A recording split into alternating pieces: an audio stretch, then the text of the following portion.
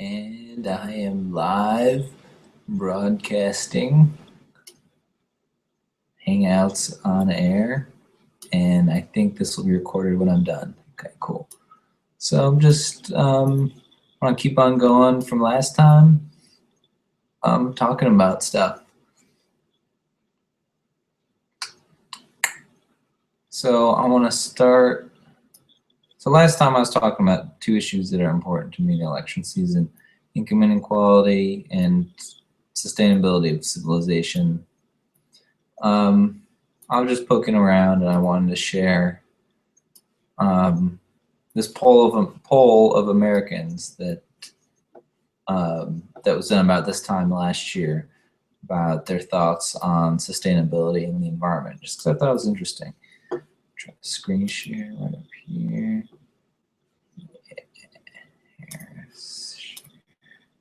Boom.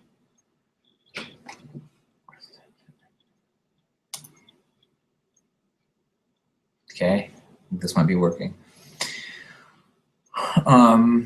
So basically, an increasing and large percentage of Americans are concerned that we're leaving behind a world for future generations that isn't safe and sustainable. Or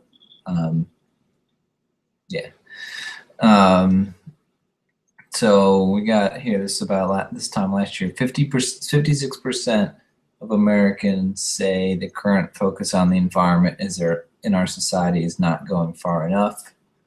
44% of Americans say that this statement, that I'm concerned about the planet we are leaving behind for future generations, describes them completely or very well. And an additional 26% say it describes them fairly well, for a total of, that would make 70% of Americans have some degree of concern.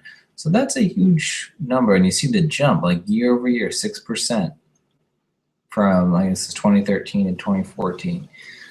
I don't know, so that's a lot of people out there who really care, and maybe it's just the circles that I'm in, but you know, I don't, it feels like that's a silent concern that people think about, but maybe they're not sure how to talk about or what to do about it. So I don't know, if you are concerned about the environment, you are not alone. Not alone. Okay.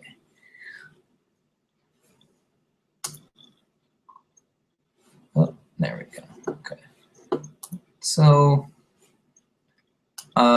next thing I wanted to talk about is just I wanted to do like raise a couple of interesting points from this book that I just completed here. This is from my dad's recommendation. Excellent book, When Corporations Rule the World by David C. Korten. I definitely recommend it. It was, the first edition came out in like 94, 95. The second edition came out in 2001. But the topics that it raises feel totally relevant, so relevant today. And they just kind of, there's a lot of really good facts and figures and trends about, you know, particularly about the increasing influence of capital and corporations in every sphere of our lives, and you know, sort of presents a pretty interesting perspective on sort of what the right role for capital and corporations is in the world.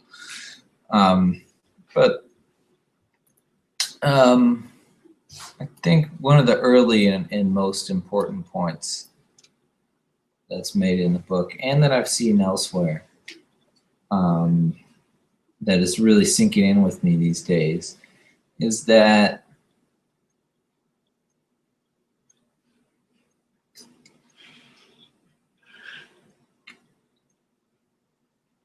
politicians and people like to talk about economic growth, right? And nobody, like almost nobody,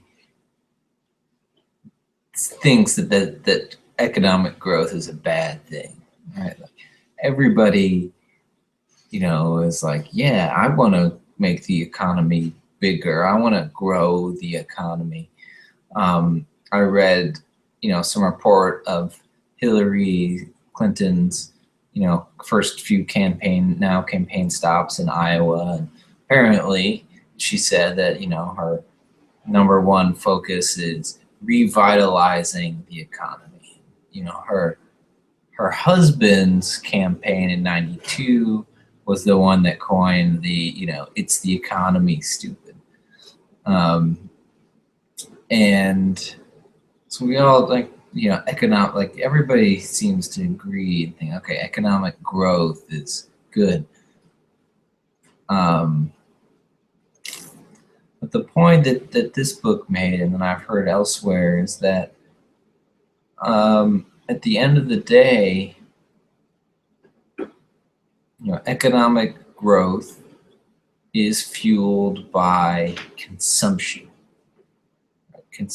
of things, essentially, taking natural resources and turning them into things that can be used and consumed by people. And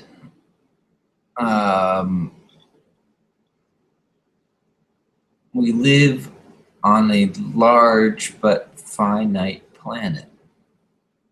There's a limited number of resources here.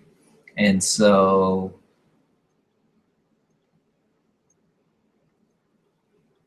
if we just keep on, economically growing and growing and growing and growing faster, bigger and bigger, that means at the end of the day, we are every year, we're consuming more and more and more. We're consuming, we're buying more and more. There are more people. The population gets bigger. There are more mouths to feed. And so these two things really, there's a huge tension, and I can't go as far as to say that I'm 100% convinced that they're totally incompatible, and there are ways to, perhaps there are ways you could say the economy could grow without having us consume more raw materials. If it's purely sort of a abstract or non-material exchange of information. But anyway, there is a very, very clear tension between this notion that our economy should be growing, getting bigger and bigger and bigger, consuming more stuff, buying more stuff, turning more raw materials into finished goods, and the fact that we have a finite planet with finite resources. And so what, in this book, what Korten challenges you to think about, and I guess the other one I'm thinking of is Galbraith, John Kenneth Galbraith, in his book, The Affluent Society. They challenge you to think about, whether just growing the economy, making it bigger and bigger, growing our GDP is really what we want, right? And I think that's a really interesting thing to think about. I think when you talk to somebody about, revitalizing the economy, I think it means very different things to very different people. But at the end of the day, we have these,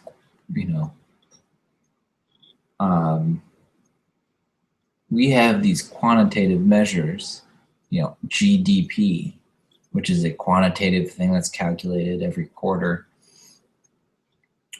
And the things that contribute to GDP and growing our economy in the way that it's formally defined might not actually be the things that people think about or care about when they say, yeah, I'm in favor of us, improving the economy. So let me give some examples. So as a regular, citizen contributor, when I think, yeah, I want the economy to be better, to me, that means I want to have financial security. I want to know that I'll be able to provide a continuous standard of, living for my family, and that we won't be at risk of, running out of money or having to,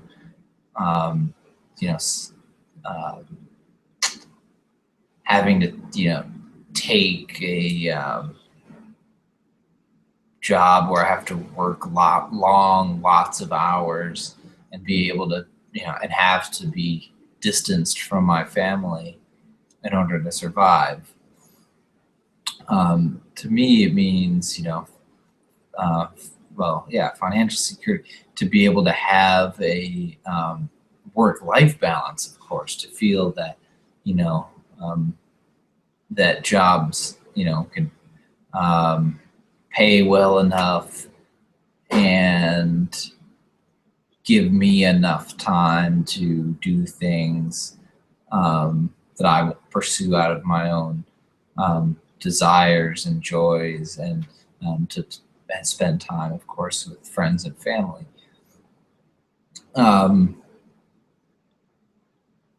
So to me, and I think probably to other people, the economy, it's about like a sense of, security and being able to care for your basic needs, being able to be taken care of if in the case of an, unforeseen accident, being able to give enriching opportunities to your children, not having to work long and brutal hours separated from friends and family. Those are the things that, at least, that I think about.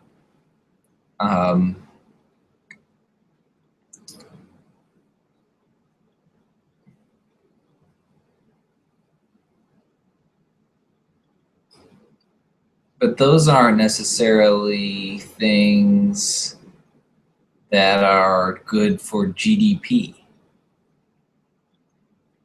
So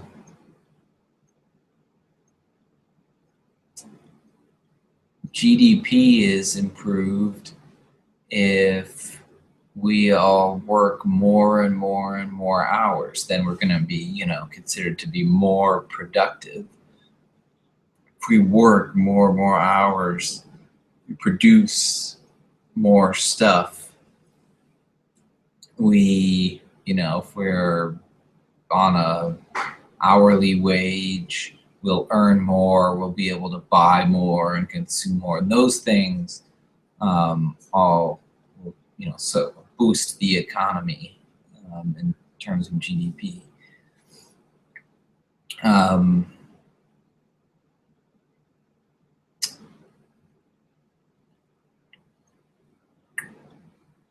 And or like, I'm working right now on refurbishing an old play set that that Luana found on that a guy was selling almost for free on Craigslist. One of these play sets that usually costs upwards of $1,000. So I'm working on, I've been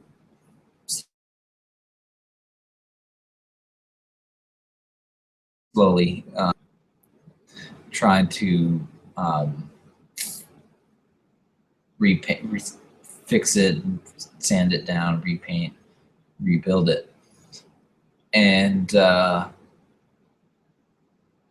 feel good about that. We feel good about it because this is something that otherwise could have gone to waste or could have been ended up in a landfill somewhere. And now, you know, we're sort of putting it back to productive use.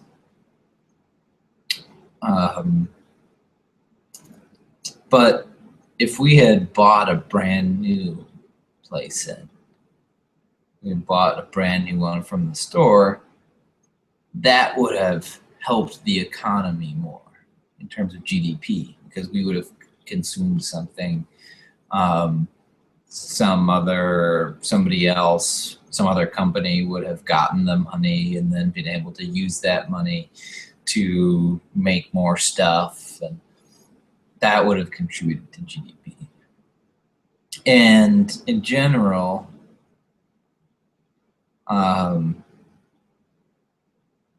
you know, buying new stuff from stores will contribute to GDP and the sort of growth of the economy as defined by GDP. Buying new stuff from stores will contribute more than getting used stuff and buying it secondhand.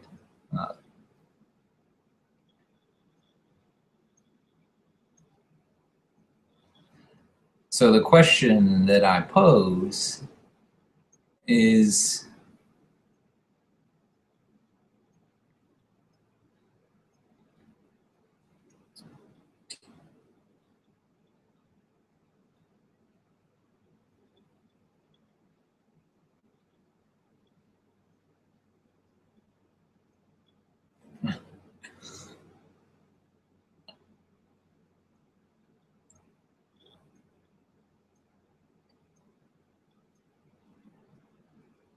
question that I pose is,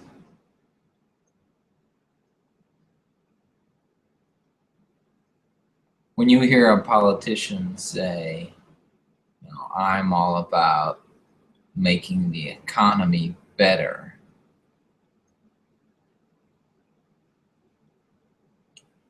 what does that mean to you? And how can you ensure that when they say that,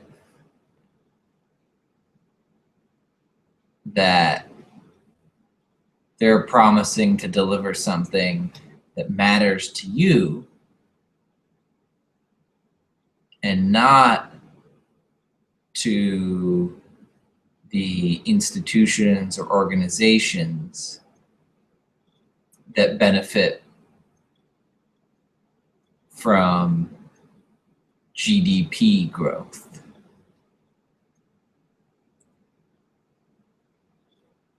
Another way of putting that would be,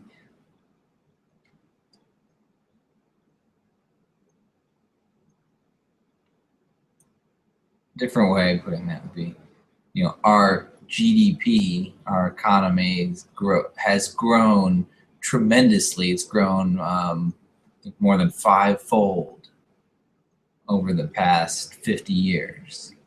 Right? So we as a society have done a phenomenal job of growing the economy. We've done a remarkable, amazing job of growing the economy.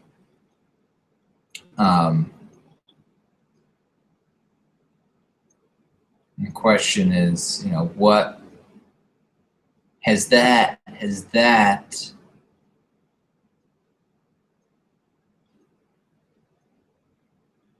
been worth it? Has it been worth it?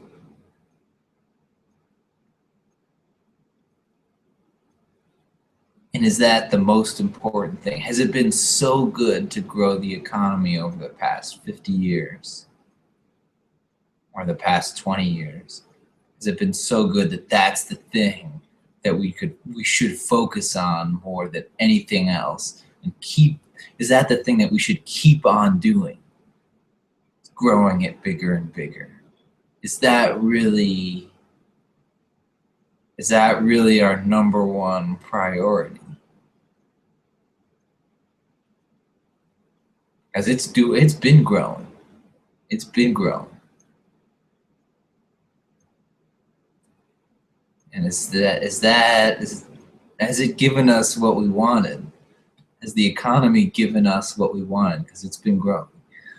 That's another way to phrase my question.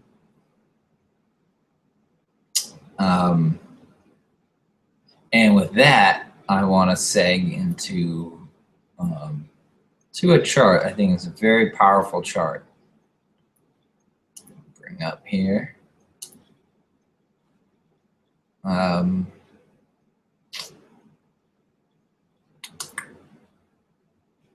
Here.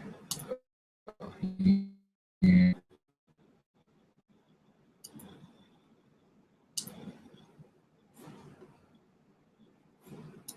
Yeah, okay. Present. Okay. So this is a chart here. It's on, I just found this on the Wikipedia page for income inequality in the US.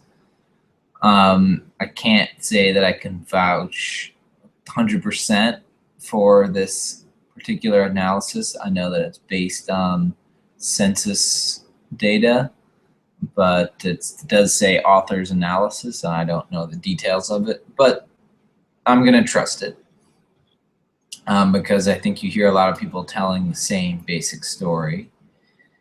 And what this shows is productivity. So that's going to be, GDP contributions per worker, right? Something like that. Basically going continuously up for the past, 70 years. Continuously up. And then you have the past, well, I guess it's really the past 40 years where productivity has gone consistently up, the economy getting bigger and bigger, people contributing more and more. Real median family income has been basically stagnant. Stagnant. We had a boost in the 90s, but it all mostly deflated with the downturn. So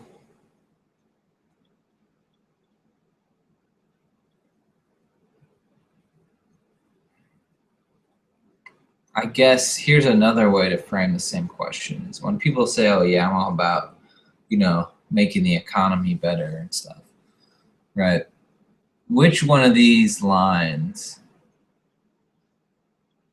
do you care about? Which one of these lines are they talking about? Are they talking about growing, productivity, just making the economy bigger and bigger?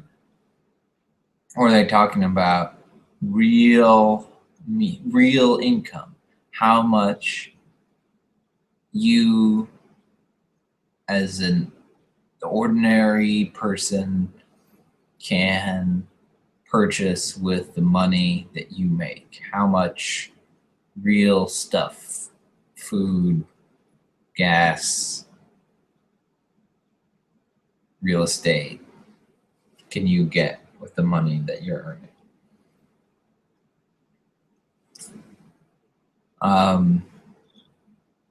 These tell, two different stories here. And I think this is it's a powerful chart, right? People can talk about economic growth, and we've had this amazing half century of growth and productivity in the U.S. But if you really stop and think about, okay, what does it mean that the average family is basically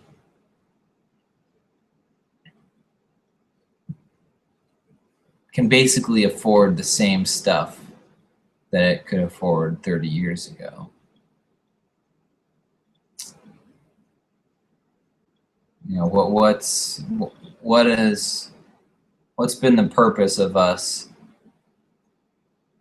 working longer hours? And I think we've been working longer hours, and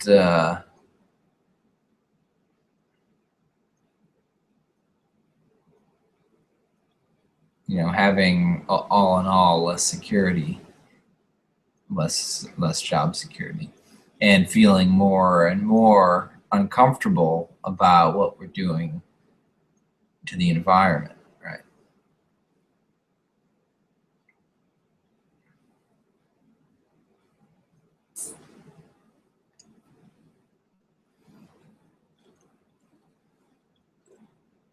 What kind of economic growth what does that mean to you? What does economic growth mean to you?